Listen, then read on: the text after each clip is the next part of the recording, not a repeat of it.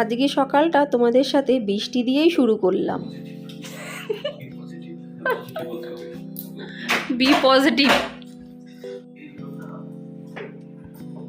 জুতোটা 3 দিন ধরে বাইরে, স্কুলেই যায়নি 3 দিন, তো ভিজে থাকবে কি করে?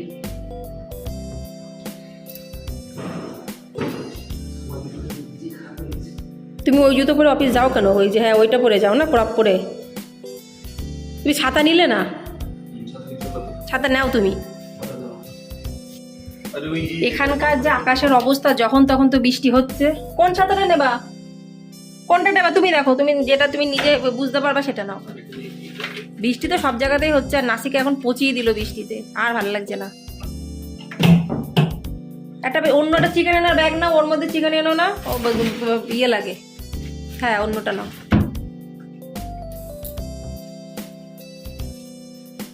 অল্প করে সবজি আনবে কিন্তু, বেশি সবজি আনবে না।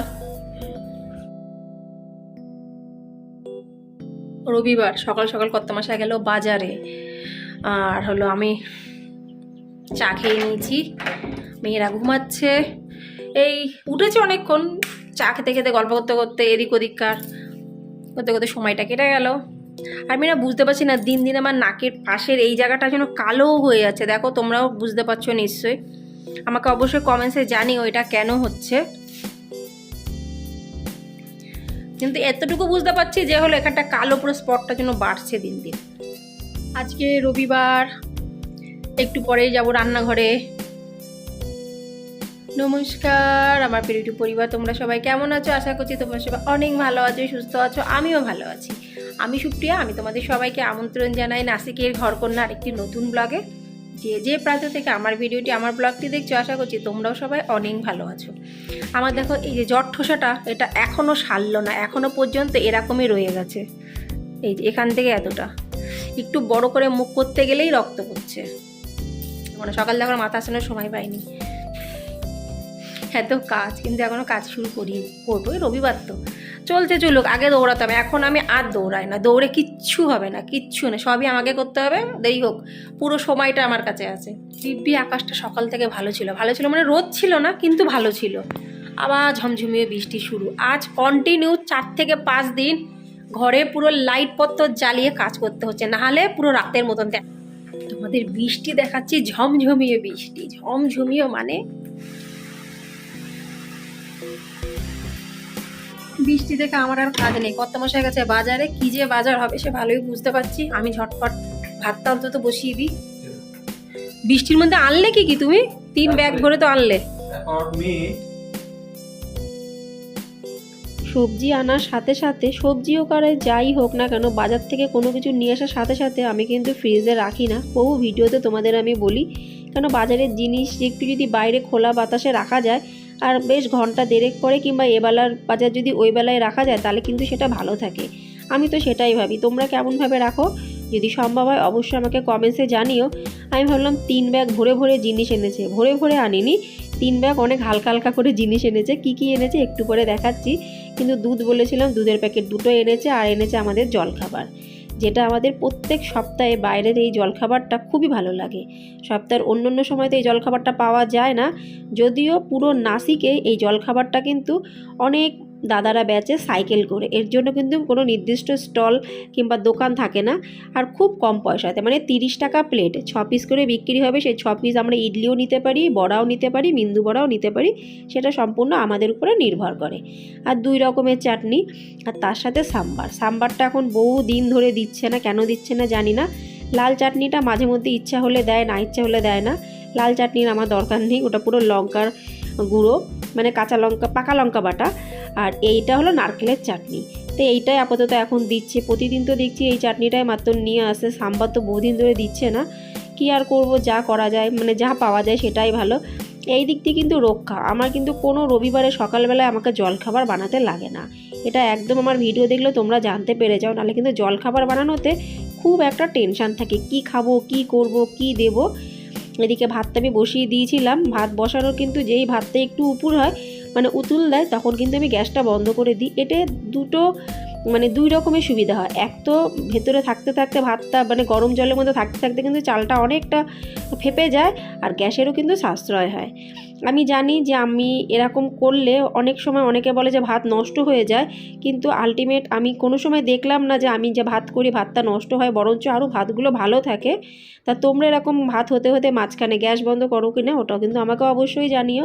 আর গ্যাসের দাম দিন দিন যেভাবে বাড়ছে, এইভাবে যদি একটু অর্ধেক সাশ্রয় করে কর্তামশাইকে, এমনি তো পারি না, কিন্তু এইভাবে যদি ছোটোখাটো সাশ্রয় করে একটু সাহায্য করতে পারি তাহলে কিন্তু আমার বেশ ভালো লাগে।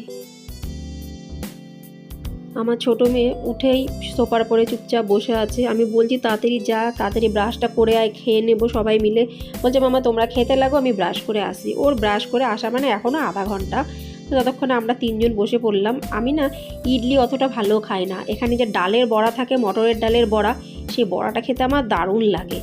এই বড়াটা কর্তামশাই আমার বড় মেয়ে সেরকম একটা খায় না, আমি আর আমার ছোটো মেয়ে পছন্দ করি। আর না হলে এখানে আরেকটা বড়া আছে, সেই বড়াটা খাই। ইডলি আমার অতটা পছন্দ না, ওই জন্য আমি সবসময় বলি বড়া একটু বেশি করে নিয়ে আসো। তা আমাদের তিনজনের খাওয়া শেষ, এখন আমার ছোটো মেয়ের খাওয়া শুরু হলো।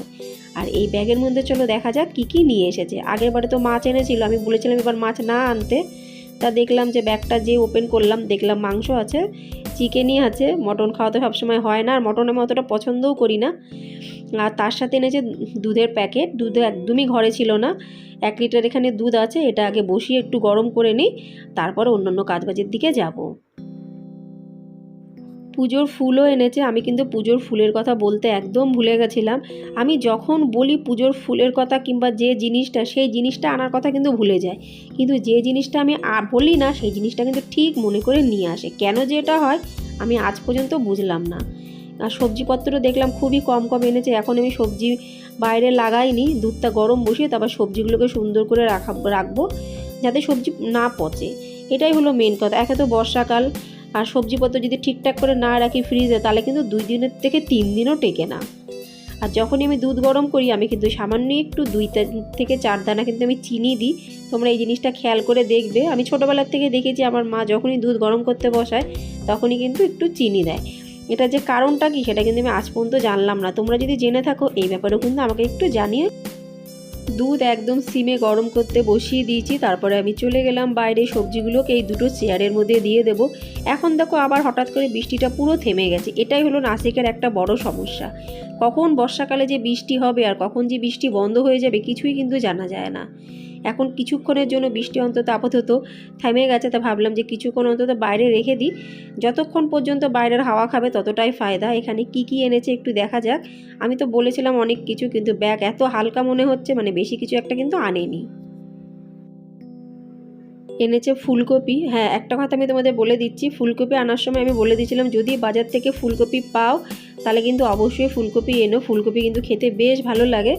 আর যদি বাঁধাকপি পাও বাঁধাকপি নিয়ে এসো। দেখলাম বাঁধাকপি নিয়ে আসেনি, ফুলকপি আছে এখানে এই ব্যাগের মধ্যে, উচ্ছে, রসুন আর আদা। আর এই তো বাঁধাকপি নিয়ে এসেছে। আমি ভেবেছিলাম বাঁধাকপি মনে হয় আনেনি, কিন্তু খুঁজে খুঁজে দেখো কি বাজার নিয়ে এসেছে। এই কটা বাজারে কি করে চলবে। আমি সেটা জিজ্ঞাসা করলাম যে তুমি এই কটা বাজার নিয়ে আসলে, বলে এই পেয়েছি তাই রক্ষা। যখনই ঝপ করে বৃষ্টিটা নামলো বেশিরভাগ সব সবজিওয়ালারা নিজের দোকানগুলো বন্ধ করে দিল। তাহলে কি আর করা যাবে, কেন কি এগুলো তো নির্দিষ্ট দোকান হয় না, দোকানটা বলা ভুল হবে, একটা মাঠের মধ্যে বসে, সপ্তাহে 2 দিন বসে, ওই রবিবারের দিন আর বুধবারের দিনটা। বুধবারের দিন তো সম্ভব হয় না বাজার করা, রবিবারের দিনটাই হয়। আর এই দেখো আমার বড় মেয়ে কি নিয়ে আসছে। নিচে রাখ উপরে জায়গা নেই, নিচে পাতা। ঝটপট দেখা কি কি আছে। আইসক্রিম, কাজু কাতলি, এটার মধ্যে কি কলা। বাপরে, আপেল, এগুলো আচ্ছা। আর পেঁয়াজ, এই একটা আমার কাজের জিনিস। 9 টাকায় পেঁয়াজ না, 9 টাকায় এই একটা আমার কাজের জিনিস। 9 টাকায় 1 কিলো পেঁয়াজ। এখন বর্ষাকাল, পেঁয়াজের দামও বেড়ে গেছে। ভালো পেঁয়াজ নিতে গেলে একদম কম করে হলেও 40 টাকার উপরে। এই বাজার দিয়ে নিয়ে এসছে দেখো পেঁয়াজগুলো 40 টাকা করে, 9 টাকার পেঁয়াজ। আর দেখো কত বড় বড় সাইজের। আরও কি কি এনেছে তোমাদের দেখাচ্ছি। এই দুটো আপেল 30 টাকা করে, একটা আপেল 30 টাকা করে পড়েছে। এই দুটো আপেল। কাজু কাতলি কত নিয়েছে? 200 টাকা নিয়েছে এই কাজু কাতলি, 250 গ্রাম।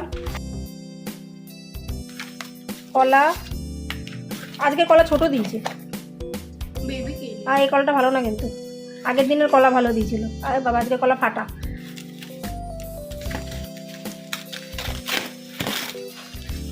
এই যে এই কলাটা ভালো। এইটা ভালো আছে, এই মাছটা ভালো না, এই মাছটার মধ্যে এটা খারাপ। এই দেখো, এই কলাটা ফাটা এসছে। আর তার সাথে সাথে এটাতে কি আছে? এটা কলা। ও বাবা, এটাতেও কলা। কত কলা নিয়েছো? 1 ডজন। আচ্ছা, 1 ডজন কলা কত পড়েছে? 60 টাকা। 60 টাকা 1 ডজন কলা। তো আর তার সাথে সাথে আইসক্রিম, অলরেডি আইসক্রিম খাওয়া শুরু হয়ে গেছে। আর একজনের আইসক্রিম ফ্রিজে রাখা, আর হলো 1 কিলো পেঁয়াজ। যেটা ফাটা কলা সেটা খাও না, এখন আনিস না। খাক নাও, একটা খেয়ে নি। কাজু কাতলি, তুই একটা কাজু কাতলি। এই তুই হাতে কি পড়েছিস? ও আপেলের ভেতরে থাকে সেই কভার। এবার কর ঝিঙ্গা লীলা হু হু, কর বাবা, কর একটু ঝিঙ্গা লীলা হু হু। বন্ধুরা, আজকের এই ভিডিওটা রবিবারের ভিডিও, সবে তো এখন সকাল শুরু, এখনও তো পুরো দিনটা পড়ে আছে। তা পুরো দিনের ভিডিওটা অনেক বড় হয়ে যাবে, তোমরা কেউ দেখবে না। ওই জন্য এই পার্টটাকে আমি 2 ভাগে ভাগ করলাম। প্রথম পার্টটা আজকে দেখছো, কালকে দ্বিতীয় পার্টটা দেখবে। আশা রাখছি তোমাদের ভালোই লাগবে। ভালো লাগলে লাইক, সাবস্ক্রাইব, শেয়ার, কমেন্টস করতে কিন্তু একদমই ভুলো না। আবার তোমাদের সাথে দেখাবে পরবর্তী ব্লগে। ততক্ষণের জন্য নমস্কার।